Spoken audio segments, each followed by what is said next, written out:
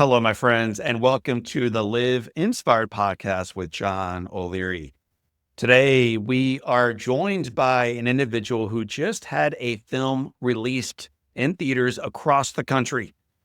No, not yours truly. Stay tuned on that one. I promise you, we still are working on getting a specific date out to you. But this is actually a gentleman who I've become a friend with, an admirer of, and you're going to love his story. You're going to know why they turned this life story into a film and why maybe you should check it out. It's called The Unbreakable Boy. He also wrote a book by the same name. Today, my buddy, his name is Scott, shares what it's like raising a son with brittle bone disease and autism and a heart defect. He also shares how his own battle with alcoholism nearly tore his family apart and the moments of grace that changed in his life everything. He opens up about growing up with a mother's tough love, the lesson his son, Austin is his name, teaches him and us daily, and the journey from brokenness to faith.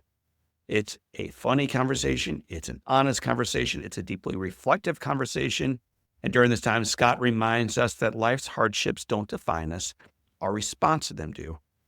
My friends, if you need a reminder that life is the most beautiful gift we receive, sometimes we discover that in its imperfection, then this conversation is for you. You will leave with a renewed sense of hope, a deeper appreciation of the people in your life, even the ones you sometimes wrestle with, and the encouragement to embrace every single day as a gift.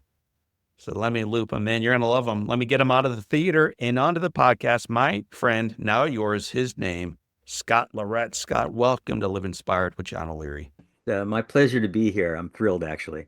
Brother, before you were an author and a movie star, you were an ordinary human being like the rest of us. So if you and I happen to bump into each other at some movie theater or some baseball game or somewhere in between, and I said, "Hey, my name's John," and you said, "Scott," and I said, "Scott, what do you do?" How do you answer that question these days?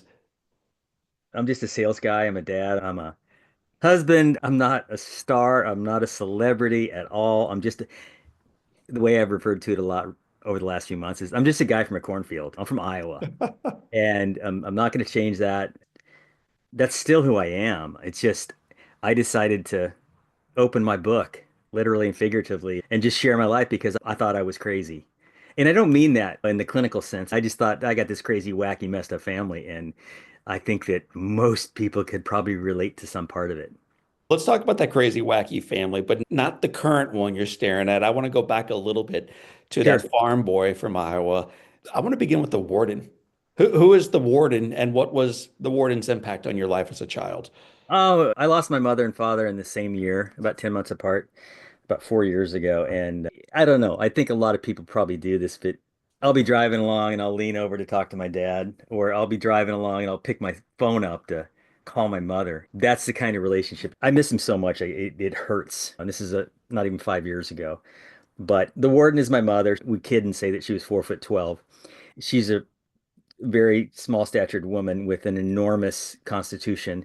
And she's from Cape Cod and she still talked like it. And she was tough as nails. I'm very much like my dad, I'm sure. I really firmly believe you're a product of your environment. But my mother was extremely strong in all aspects. And I tend to look at a lot of my decisions and mistakes and things that I've chosen to do over the many years. I think about what my mom would think, especially now that she's gone. I'm trying to instill that in my son Logan because he's got a lot going on in his life, so much. And I'm just, anytime we disagree, I'm like, you know what? Because he was really close to grandma and grandpa, LeRette. I'm just like, he's doing something wrong. I'm like, Logan, you think of what Grandma Masha, think what Marsha would say to you right now. I don't have to say anything else. You just think about that and then you get back to me. How important were they to me? They were everything. You mentioned you're more like your dad. So, to give us a little bit of insight into who you are, tell us a little bit about your dad. I'll just describe it in my mother and father. My mother was the one who would use the paddle ball paddle, or she'd turn the rings around on her hands and smack us on the head. Dad wouldn't be the one to paddle. Because back then, I'm 60 now. And when I was a kid, you could spank. And dad was not that way. And believe it or not, though, we never were that way with the kids either. We couldn't with Austin because we'd break him. And Logan was just such a good child. It was crazy. but I'm not a pacifist, but I think you maybe can make the case I am. I'm a lot more even keeled, and it bugs the heck out of Teresa sometimes because she thinks I'm being lackadaisical or disinterested, but really I'm not as strung hot as All tightly as right. yeah. You talked about Teresa, so we'll skip over the Oklahoma Sooners and your service with the United States Navy and just Okay, jump right into that's fine. a clothing store when you see a girl with bright blue eyes. Talk about what attracted you first to Miss Teresa. Oh, it was her eyes, and there's some other attributes, but the it was a structured clothing store. Do they even have structure anymore? I don't know. I think it's a Gap brand. Yeah, Gap similar. owns or limited, I think. But I saw her there. I was with a buddy of mine, and I just saw her, and I mess up all the time with stories, and she's always correcting me. But I don't think I got the date then. I went back, and it was snowing, and the mall was closing. I asked her out, and yeah, I was intrigued by her eyes, and I was looking at Are you things. that kind of guy, like bold enough to walk into a clothing store, see a pretty girl, and say, "Hey, we should go out"? Is that just who you are, or was this a one and done type deal? I think Zach in the film was, people always ask me about the accuracy of the film. He was probably a lot bolder in his role than I was in real life.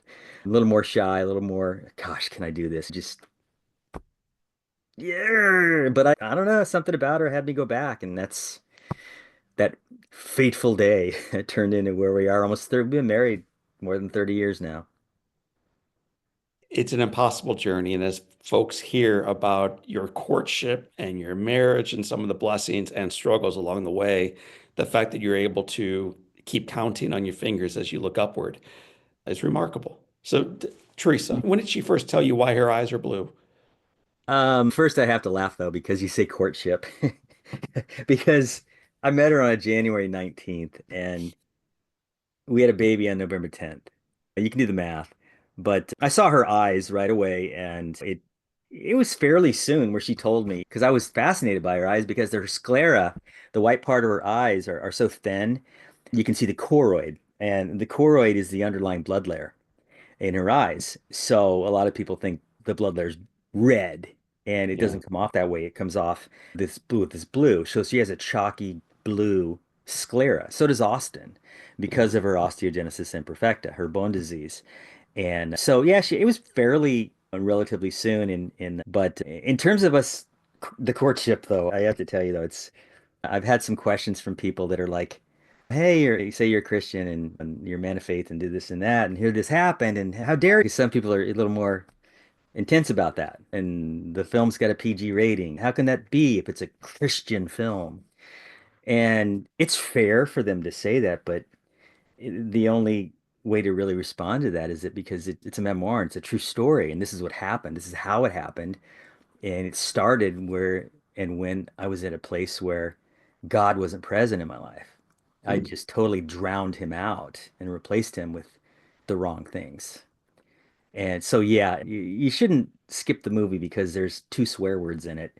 And she got pregnant because otherwise you'd have this candy cane saccharine sterile if you didn't have any realness to it. And that wouldn't be my story. Does that make Yeah, sense? well, so I read your book, as you and I talked about before I recorded and watched the film. I was amazed at how similar they were. Most films, they Yeah, just almost make it up. It's like you have to put seven characters into one, and it just right. becomes weak. The film was strong because the book is strong and your life story is strong, although broken in some spots, although imperfect in some spots, although you took some missteps along the way. But man, you had a courtship. You dated this girl. This girl eventually becomes the mother of your two boys. She becomes your wife. You've done life together as husband and wife now for 3 decades. I think that's pretty remarkable. Yeah. And what makes it most remarkable is how wild the journey has been. So the courtship was short, no doubt, but the Well, journey has been long and wild. So let's talk a little bit about that journey. yeah, just to put a pin in that courtship thing, though, one of the things that we truly did, and it was mentioned somewhat in the film, but again, to my mom and my dad's credit, I made the conscious decision to stick with it because it was a child. And I remember vividly thinking in the back of my brain, I'm not walking away. I'm not gonna be one of those guys. Right. that no matter what, I don't even know her, but I'm not walking away from my child, son or daughter, whatever. So that was a conscious decision of mine that I did make. And so we stayed together and we were together for several years before we really got a chance to work on our relationship. Mm. And it's funny because Peter Facinelli, my partner, we have these sayings and things that we share. He shared kismet with me, and I'll share more about that later. But there was this one word that I found. It was a Japanese word called kunsakuroi. And it's the Japanese art of repairing broken pottery. Yes. And it is referenced somewhat in the film, but it's a lot of people don't know what it stands for, which is uh, more beautiful for having been broken. And that's why I think that the more broken someone is, the more opportunity they have to become better and thrive and be more beautiful because of all that intense, the bad times. Yeah. We're not here to spend the entirety talking about what it was like before Austin shows up in your life and life moves forward, but I really connected with you as a man as you're getting ready to tell the warden about what's happened. And then her anger and her breaking that cup, and then that cup slowly coming back to life again. How nervous was the younger version of yourself before you told your mom, "Oh, by the way, mom, that girl you met one time, she's going to be the mom of my baby." What was It's, that like? I remember it and I remember where it was. I remember where the conversation happened. And just as a sidebar, the week or so prior, I told Teresa, this is before she told me, by the way. I told her that she looked great. I asked her, Have you been working out? You lost weight?" And she'd gained like 10 pounds. But I thought she looked great. And she'll never forget that because she's thinking, "Oh my gosh, I'm pregnant." And he thinks I'm losing weight and I look great. So anyway, it was at my dining room table in my parents' house in the kitchen actually. And dad he just sat there and with this smirk on his face. And it was immediate shock and "You idiot." Just she's a strong Catholic woman and she's up beside my head. She would slap me till the day she died. It wasn't anything malicious, just she would just pop me on the face. She did all our boys. And we called her the warden because she was, again, just this strong force that everybody loved. And but with that though, that was her. And then boom, it was on to the next phase. How do we make this better? How do we redeem this moment? Austin, Richard Austin joins the family. And I think you mentioned several times in the book that he did three things very well as a child: cried, Yeah, vomited, slept, in yeah, that order. yeah, Cried, vomited, slept. yeah. As a Um, first-time parent, you don't recognize that this is unusual. Like most babies aren't this difficult. They're not this colicky. Yeah, we thought it was all colic, and as it ended up being that he was broken. He came out of the womb broken. And for folks that don't know, osteogenesis imperfecta, which a lot of people call it OI for short, there's four different types or levels, and it's confusing how they label the levels. But there's one grade of OI where, there are kids that come out and don't survive Right. all the way to type 1, which is what Austin and Teresa have, and they just break bones really easy. He's pretty much broken every type of bone, including his back, his skull, his sternum, his coccyx. Otherwise, you got all the toes, fingers, ribs, tibias, fibulas, femurs, humerus, shattered elbow, and we don't know how many anymore it is. But he was born with two broken ribs, and we never knew it, and we thought it was colic. And I always tell new parents, I don't know how much I believe this really now. I never believed it then, but you just get in that mode where you're up all night or up half the night and you're just on autopilot. You just get used to it. And I guess you do, but it's easier said than done. But we were that way though. We just take turns every night. We just take turns because he did not sleep. When did you begin recognizing that not only did he have OI, but he had other peculiar behaviors that other children may not have modeled? Yeah, he was in preschool and he would prefer to be with the teachers, older people or younger people. And his peers, it was like he had this, not aversion, but he wanted to be with them and he was more quiet. And it wasn't until a few years later where we realized the communication kind of plateaued and didn't progress where he was. And then he also started having seizures and he was at a daycare at one time and he was dropped off a changing table. It was a horrible moment, and we'll never know how that affected him today, just with all his diagnoses because he's been labeled everything. the whole alphabet soup. But he had one significant event and he forgot how to tie his shoes. He forgot how to brush his teeth. We just had to start over on these very rudimentary skills that most kids once they learn it, but he had to go over these things and it was just fascinating is not the right word, but I do analyzing things and I'm intrigued by things and it intrigued me because I'm like, what is going on? And that's still the case today, by the way. But so yeah, and autism didn't come until much later after 10 years old, which that was 30, oh, 25 years ago. So it amazes me because you've got kids now being diagnosed below 2 years old. And I can't quite wrap my brain around that, how they can actually diagnose and see that. But I guess they can. Into this child who is so fragile and so difficult and so amazing. You add another child. Right. Little brother Logan shows up in the world. So now you two are raising two kids. They're close in age. There's real struggles ahead. What was their interaction like as little brothers? Oh, typical. Very typical. Logan was extremely different. He slept like a baby. Mm. He was very confident. He grew up. We always refer to him as the older brother to the older brother, but very mature. He matured very quickly, book smart, very charismatic. He's more of a private person than any of us. Because if you meet my wife, she's extremely gregarious, and some people would refer to that as loud. She's a Southern girl, though, and she embraces that. She's owned that for years now, and she's okay with that.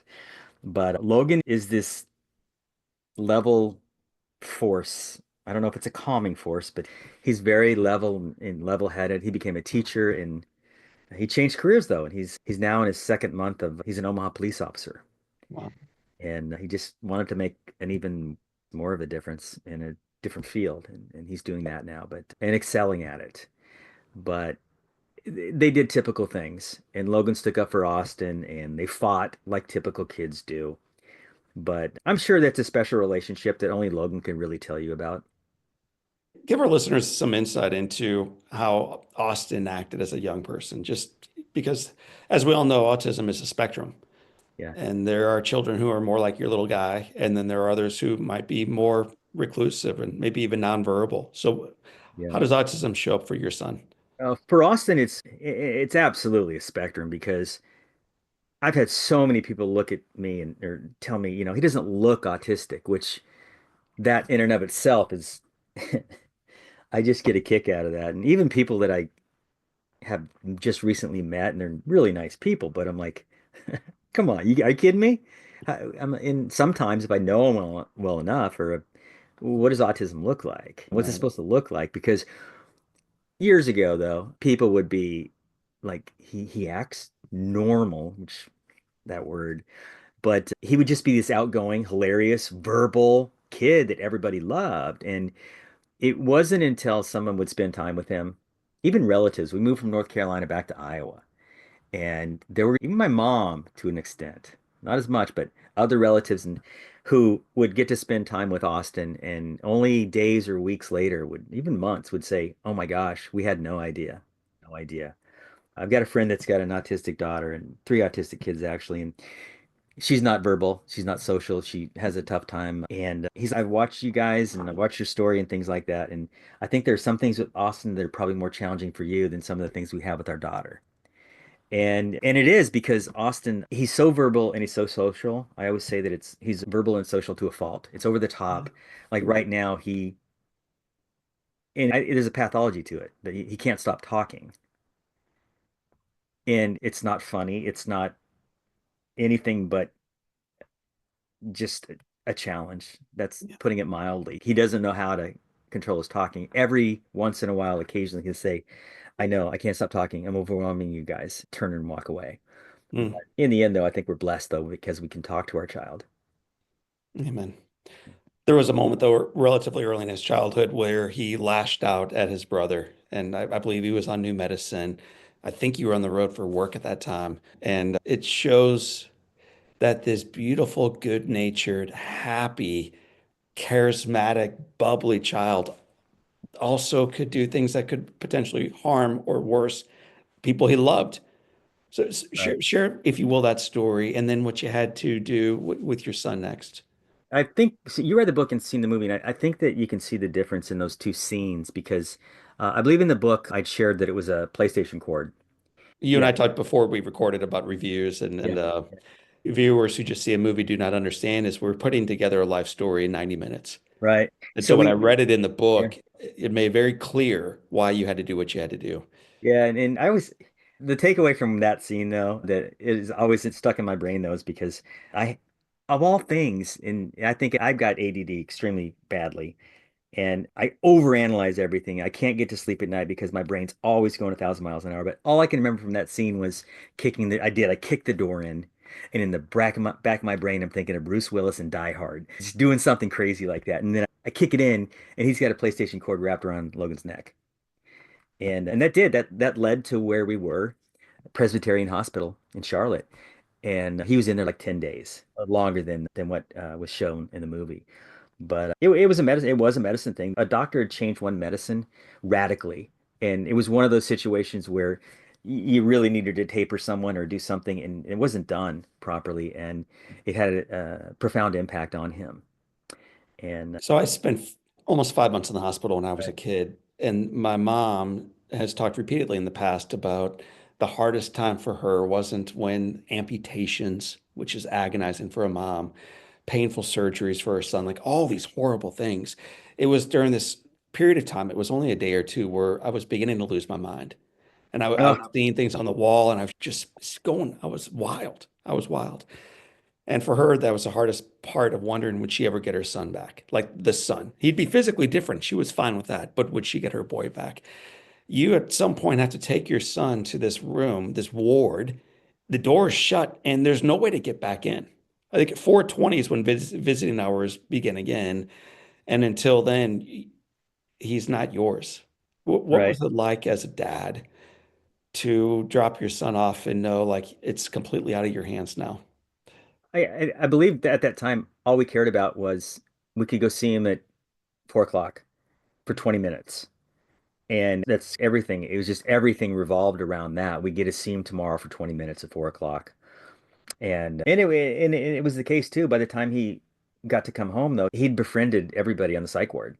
And it's Right. just, but that's just who he is. And it was, In fact, to do me a favor, tell that story. The very first thing he says to you when he sees you, as the doors open up, yeah, mom and dad are coming back in. What does he say? yeah. And he says, that he's dad, there's a lot of messed up people in here. You want to go meet them? And so I'm like, dude, you can't say that. And so, yeah, it was real. And there's two sides of a coin though, because like now he has this aversion to hospitals. And he calls every hospital Presbyterian because that was the hospital Right. that he went to in North Carolina. And but yeah, that was tough. Yeah, there are moments in the story that are just difficult to talk about. I'm sure you have those little places that you think about that I've got some that I'm ashamed of, some that are just difficult to go there. I will because I owe it to people because I opened that door. Right. So I guess a part of me is feels obliged to answer that question. Well, life is hard. It's complicated. You're with a woman and now your wife. You're figuring things out. You've got a son with a laundry list of ailments, including a heart condition and everything else we've talked about already. It leads to complexity in every realm of your life, including financially. And maybe the most poignant way of saying what it ultimately led to is when your wife came home and the trash cans were gone. I think that's a line in the movie that and I don't know if I think of course I'd love bazillion people to see the movie, but I'd recommend people though to see it more than once at least because I'm still picking out things from the movie that I didn't recognize initially. Just little lines, and there's so many funny quotes and profound quotes, I think, because the screenplay I believe is awesome, just incredible. But one of those lines was in Zach, what he says in the film is, Teresa, they took our trash bins. I didn't know that was a thing. And when Teresa and I heard that, we both busted out laughing because we thought that's just it's the absurdity. And I think that's part of a word that I don't really use about our story, but I think that there are some scenarios that they're absurd. They're hilarious and but there's pain behind them too.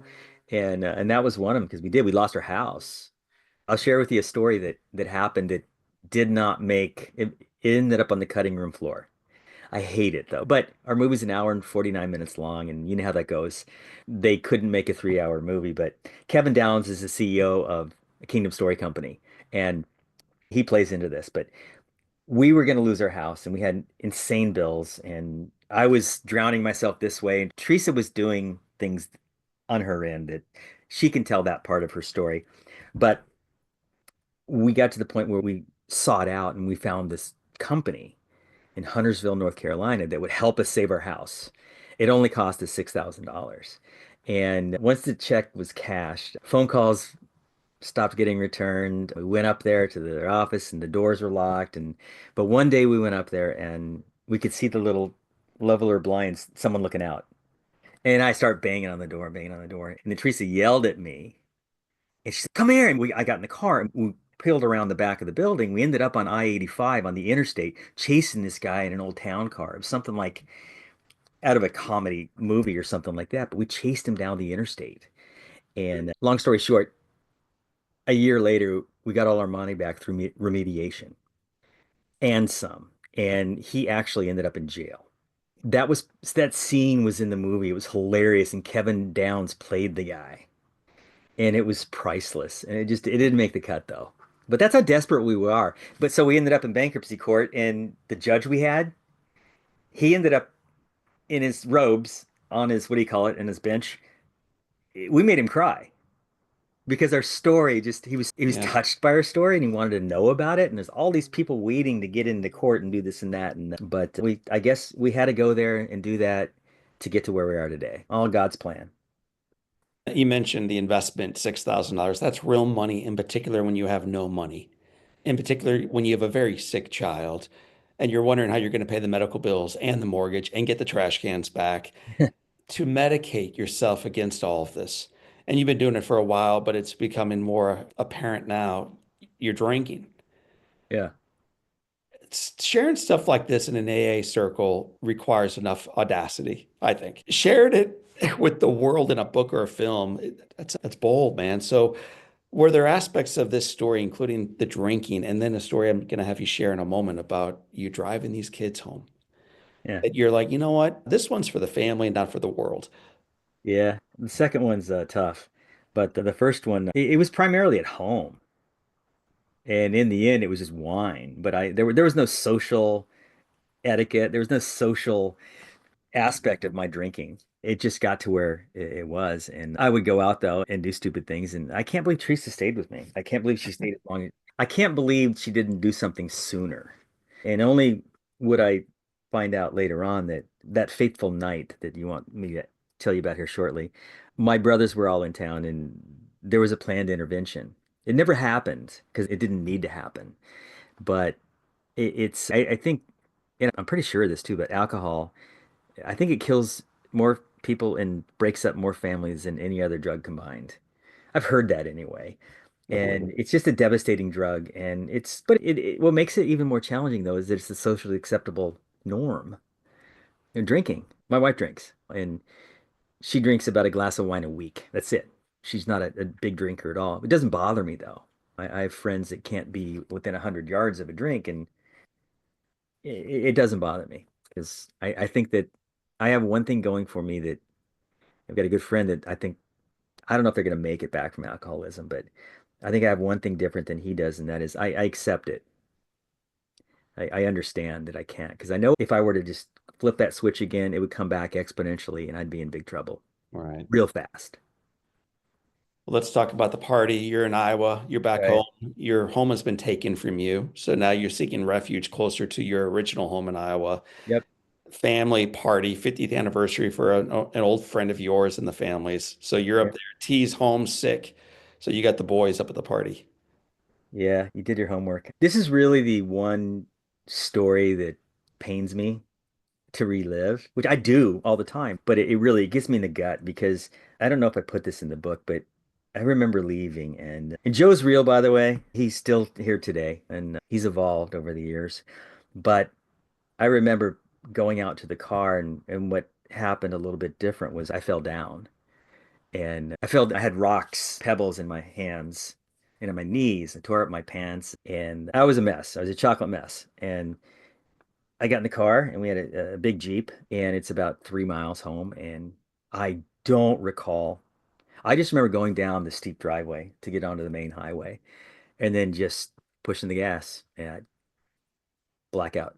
Don't recall. God was on my shoulder. It had to be. No other way. And so painful, so humiliating, so shamed. So much shame in that event. And it had to be the grace of God. Cliche, but I wasn't done yet, I guess. You wake up in the morning safely at home.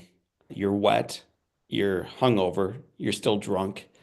You're wondering how in the world you got home. You're wondering where the boys are. Yeah. Just the chaos of life when you're 21 and single, and it's almost like fine at that age. Mhm. And you're not 21. You're married. You've got two boys, and you drove them home as a drunk driver, and you don't even know how you got home or where you parked the car. And for Teresa, this is the end of it. It's finally the line that it's just one too far, and that's where it stops. What happened though is I ended up pretty much quarantined. I was put into a corner of our home and I wasn't locked in a room, but I know Teresa was on the phone and talking to people and doing things all day long. And I was just, he's like, don't, just, just don't, yeah, just don't. And I didn't move. I did, and I ended up going to, someone came in and an old friend, and I went to a meeting and I won't say it worked. And I'll never say I'll never drink again. An alcoholic never says I'll never drink again. I know I can't drink again. But the meetings, they're a blessing. And it enabled me to have my faith come back even stronger. And I think that my faith and sobriety I don't know if the word is inextricably. They're tied to one another. My sobriety and my faith. There's a quote from the book, and I'm going to read it so I get it just right. But you wrote, as I got sober, I experienced a new feeling, Mhm. grace. Tell Yeah, me what you mean by that line. I think grace is something you receive without strings, without asking for it, without demanding it. It's God's grace. It's just you just know. It's like faith. What is faith? You can't put your finger on it. There's no uh, you can't see it, you can't touch it. But part of that's understanding what happened and what I did and what I had. And grace is just something I felt because right now I can feel this tickle in my chest because I'm like the gratitude and I have for even being here how I am right now.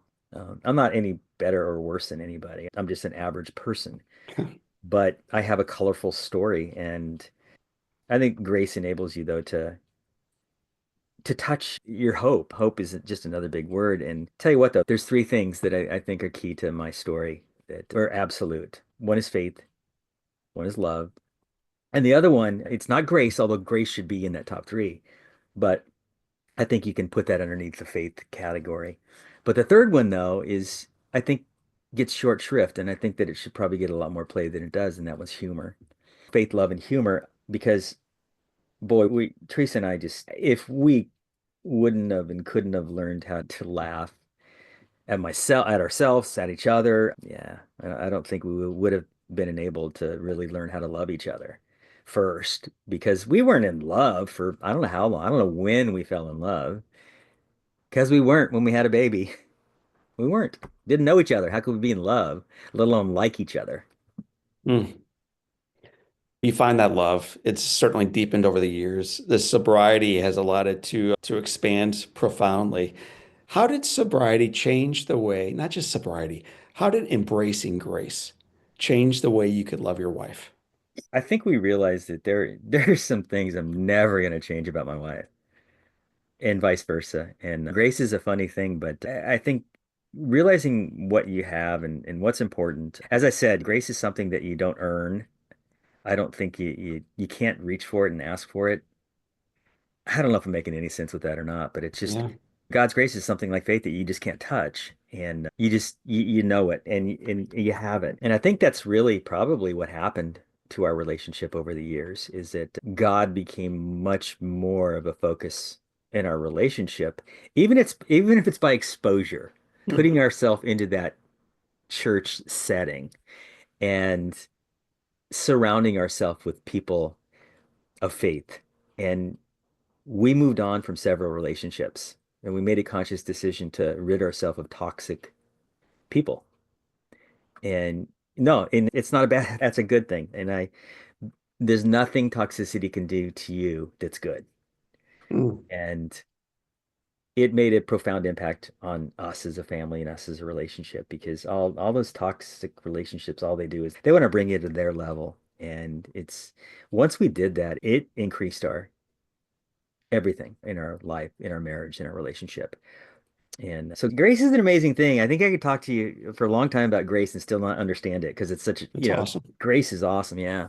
I'm going to run you through a couple quotes and then we'll begin moving toward the finish line of this episode, but the starting line of life. Sure. This first quote is about your baby Austin, your Mhm. oldest son. And you write that Austin owns and celebrates each and every moment. And then you said each experience, every single one of them to Austin is a gift. Mhm. That's true for Austin, but you write that because you want it to be true for the rest of us. So help us understand, how do we see life like Austin does, as if Well, each and every moment is indeed a gift? I think that the one quote though too that I think is it ties in with this, and it's one of the best lines in the film, which is, "I wish I could love everything or anything as much as Austin loves It's a great everything." line. And it's like that. He just like the hat. People want to know about the hat. Is the hat a prop? Does he wear the hat? Come on, really? And yeah. Situate Harbor in south of Boston. His cousin, my cousin Wendy, got him that hat, and he wears it today because he doesn't care what people think about it. He, And he that the hat that Scott is referencing is this goofy gesture hat. It's 2.5 feet in every direction with bright colors and balls at the end of it. And now he's holding it up on the camera for those who are watching this episode. It's madness and with great pride. yeah, absolutely. This kid So, wears it, man. It's awesome. and I wrote a chapter in the book called Strawberry Shakes and Sunny Sneezes. It's my favorite chapter because it's a favorite moment.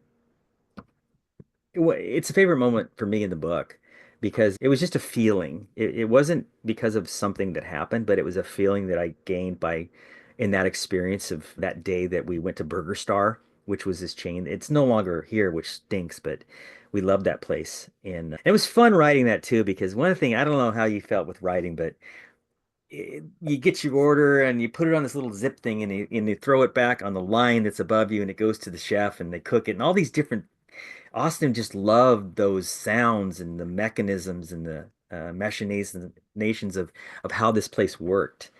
And that can be good or bad for an autistic person, but he loved it. And but yeah, the sentiment though of the strawberry shake means everything. It he finds that though in so many things. It's just it can make you could take the most mundane thing and he turns it into the most beautiful thing that is in his life at the moment. It can be something really simple too. It sounds so simple. Living it is so hard, which brings us to a quote now from Austin. And he's saying it to you, but I think you're saying it to us. Dad, you're already half dead, Yeah. so live. Yeah. Yeah. Tell us what that quote means. It's funny because he'll even today he'll say because I turned 60 last year and he'll premise something by something he wants to do in the future. And he's like, Dad, don't take this the wrong way, but you probably won't be alive when I do this, and you'll probably be dead. But I don't mean that offensively. And he just he wants to qualify everything, and I don't know. It's a great quote. I don't know what to say about that. It's just I said something I think recently where it was someone asked me that on the red carpet 2 nights ago, and they said, "What would?" Or maybe it was rapid fire with Zach Levi. I said, It's not a dress rehearsal. You only get one shot, so don't blow it. You get to work. Just and I know I some of the stuff is so cliche and stuff like that, but I don't mind cliches because they're cliche for a reason. Right. They're impactful, they're meaningful, and someone said it before because it totally made sense. And that's what Austin is. He's never been in a dress rehearsal. He lives in the moment every single moment. And but There's several heroes we don't have time to unpack. I think Joe is a yeah, hero, and I'm not even going to bring him up because to bring him up, we will run out of runway. But you're Joe right. is definitely a hero in the book, in your life, and absolutely in the movie. I'm glad I read in another article they thought about cutting Joe. I'm It's my glad favorite Joe made character. it, man. So Yeah. Joe's awesome. Teresa is Right. awesome. But there's another awesome individual who, if you're not careful, you might miss. And that's your boy, Logan. Yeah. Million stories to share on Logan, but do me a favor, share the story of, and this will be one of my final questions. Share the story of the bully and how Logan Yeah. handled it. Yeah. And just what's really beautiful though is that Tyler, and he's called Tyler in the film, but Tyler was at the red carpet in Manhattan the other night. It was really neat because Tyler and Logan and Austin, all three actors were beside him. We've got this great picture of all six of them, which is just beautiful. But that's where, in terms of creative license for the film, that scene happened. But in real life, it was an Easter basket, and we changed it to a skateboard. But that scene though could be more than Tyler because there were two or three or four these bullies that had happened over the years, and there's a couple of bullies that have just turned their lives around, and they've reached back out to Austin years later.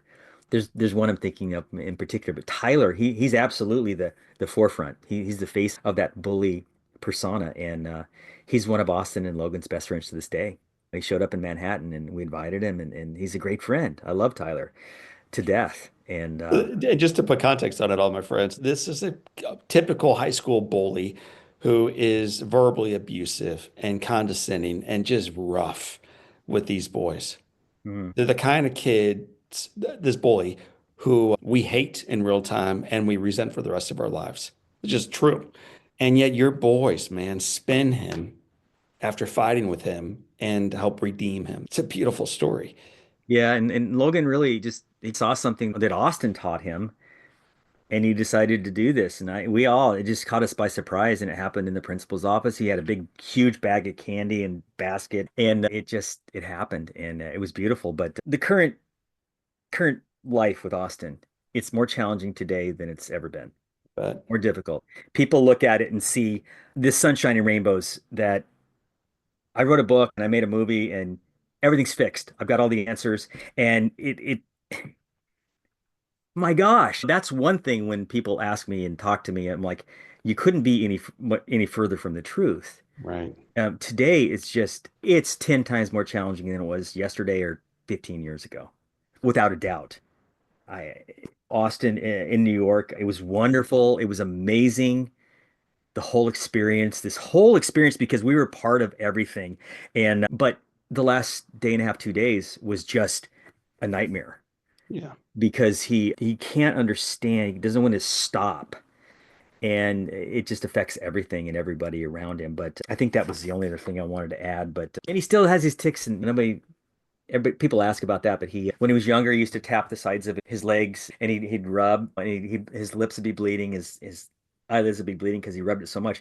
Today, it's more like he does these when he's really or chug a chew. He's 30 years old and he does this, but he does that a lot, and you'll see it when he does it because I saw him do it several times this week, and it's a coping mechanism, one of his ticks or stems or whatever you want to call it. But When folks walk out of the theater and they throw the popcorn jar away and the empty soda can goes in the garage, in the trash can, and they head back into their cars, how do you hope their life is somehow slightly different because they saw the film than it was before they saw it? you answered the question really because what's the goal? First off, I started writing for selfish purposes. It was just for myself. It turned into this thing that I didn't know was going to happen. I didn't know or want to write a book. I wanted a TV show because I thought that would be the perfect platform. And here we are today. And all I would say is that, and I never understood Peter telling me that our story could change the world and change people's lives. And I'm only now starting to understand what that means. But it's that someone walks away from the film or the book, and our story enables them to find one part of their own life that resonates with them in the story that they're able to just step back and say, wow, like in Oklahoma City at a screening a couple weeks ago, there were three gentlemen that came down and were emotional, very emotional. And they said, that was me. Just that was me. And it may have been about one part of the story. Yeah. And that's what it's all about. It's simple. I think our story is for everybody else. Um, Therapy for me, and you can make with it what you want, but I hope you take away, and that's probably HarperCollins and Lionsgate and Kingdom. Probably they saw the cross marketability and the ability for so many demographics to embrace something. Right. I know that's part of it, why they ticked all the boxes. Well, Scott, we have 7 questions that we guide all of our movie stars and authors and dads and friends through. They're called the Live Inspired 7. So get your shoes on, get your Okay. jester hat on. Let's rock and roll, baby. So, Okay. question number one for my friend is, what's been the most impactful book you've ever read? Fiction or nonfiction? Yes, either one. Okay. Fiction would be The Alienist by Caleb Carr, and nonfiction would be there's a Bible study book that I have by my bed. I think it's called is it no, it's the Bible, the Message. It's a daily verse. Okay. It's huge. It's the number one. You've seen it before. It's a burnt orange color. The Message, yes. Yeah, yeah. What's one positive characteristic or one trait you possessed as a kid growing up on that farm in Iowa that you wish you exhibited as brilliantly today? I was a city kid in a farm town, so I wasn't really a farm kid, but I think my ignorance, I think sometimes not knowing everything is probably a blessing. And it did probably help me a lot, but thinking that you can conquer the world and beat the world and you're bigger than the world and you're stronger and this and that. And I used to be that way, you Well, know. dude, I feel like you still are that way. But if, Yeah. if your home caught fire, this is question number 3. And all living things, that's your baby, your bride, your animals, are out safely. You have an opportunity of running in and grabbing one item, one physical thing. What would you grab? That's not fair. Okay, I've got my Cavaliers out. I got my family out, dogs and everybody's out. Yep. It would be it would be the King James version of the Bible that I've had for 40 years. Wow. If you could sit on a bench on a gorgeous day and have a long conversation with anyone living or deceased, who would you like next to you? Okay, I don't think JC is that's not fair because I think everybody's going to say Jesus Christ, right? I don't know if I'd choose. I'd love that. That'd be amazing. But I Johnny Cash. JC, man, we're consistent. We have to go by the same initials. So I appreciate you go from Jesus Christ to Johnny Cash. Oh, there we go. Yeah, What's the best advice that Johnny Cash, Jesus Christ, or anybody else ever gave you? it would be any of the things that my mother would tell me. Just stop it and just go be. And it wasn't so much of what she'd said. It would be how she said it and how she looked at me, and I would know what she meant. That was most impactful on me my whole life. The way she would talk with me. I miss it so much. It hurts. I have a meeting right after this podcast, and I'm telling you, right after that, I'm going to go out to my mom and dad's house and say hi. They're both still here, Ah, and I take that for granted too often. That's one of my takeaways from this is not to take for granted those who we love most. do it, man. I say that to so many people I know or that I meet or even friends. I'm like, man, just go spend more time with your mom. Right, Go spend more time with your dad because once they're gone, right. you do. You know, my brothers, we all say the same thing about reaching for that phone or leaning over. Ah, it happens all the time. What would you tell your 20-year-old self? So we're at question number 6 with one to go. So what advice would you give yourself at age 20? Oh, I walked away from God, so it would have to be something in that regard. Hey, you can party and have fun, do this or that, but you better be in church on Sunday morning or Wednesday or whenever. Go find a church. Scott LeRette, it has been said that all great people can have their lives summed up in one sentence. How would you like yours to read? It just always love. Just I don't know. It'd just be a word, really. Just love. Zach asked me that. Just one same question, really, or basic same question, and it would just be because my wife always likes to quote Corinthians. I think it's 13:13. Of all of these three, love is the most. So Yes. yeah, it'd be love.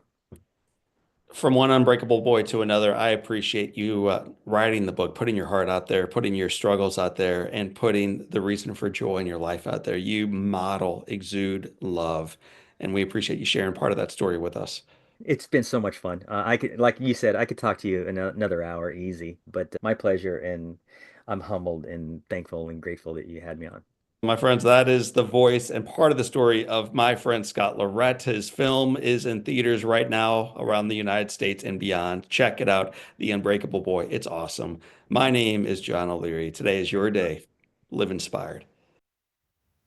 Well, my friends, I told you on the front side that his life story would be one worthy of learning from, and not just his life story, his children's life stories, his bride's life story. And it's a reminder that all of our life stories have value. There was a quote shared about halfway through from his son. Hopefully you caught it. Hopefully you wrote it down. If not, his son reminds him, Dad, you're already half dead. So start living. It's a cute expression for a child to share with their aging, in finger quotes, dad. But it's a critically important one that you and I embrace today in our lives. What are we waiting for? Why are we stuck living in the monotony and the misery of the headlines and the struggles of social media and comparing ourselves to everybody and everything else rather than recognizing our life is a gift? Start living. Start living. When I think of individuals who've dealt with some hardship and are living in spite of it, one guy who comes to mind, we've had him on the podcast. He's teenage singing sensation, Sparsh Shaw. We had him a couple years ago, but Sparsh during the episode refused to let his disability define him. Born with brittle bone disease, he's better known by his rapper name. That's probably where you know him, Mom. Pure Rhythm. That's right. Pure Rhythm's going to join us. He's first captured the world's attention with his viral rendition of Eminem's Not Afraid, and later had the honor of singing the national anthem at Madison Square Garden. So he's a big deal, but he took time away from that kind of work to remind us of our work. Sparsh radiates positivity, embracing his journey with awe-inspiring grace, and our conversation was filled with contagious optimism, with resilience, and will remind you that in spite of the hardships, the best is yet to come. If you want to check out a little bit more on my buddy Sparsh Shaw, check it out at episode 138, episode 138, or you can go online with me right now. That's where I hang out. I'm at the website, johnolearyinspires.com/podcast. And we'll have a link in today's show notes. My friends, how do you change the world? I'm asking for a friend. How do you change the world? The best way I know how is one life at a time. So when you get values from these episodes, when you get impact and inspiration from these episodes, do me a favor and just tell one person that you listen to the Live Inspired podcast with John O'Leary, and so should they. Together, you and I can make a mighty difference in our community and beyond. So family, thanks for tuning in this time. And until next time, my name is John O'Leary, and today is your day. What a gift. Live inspired.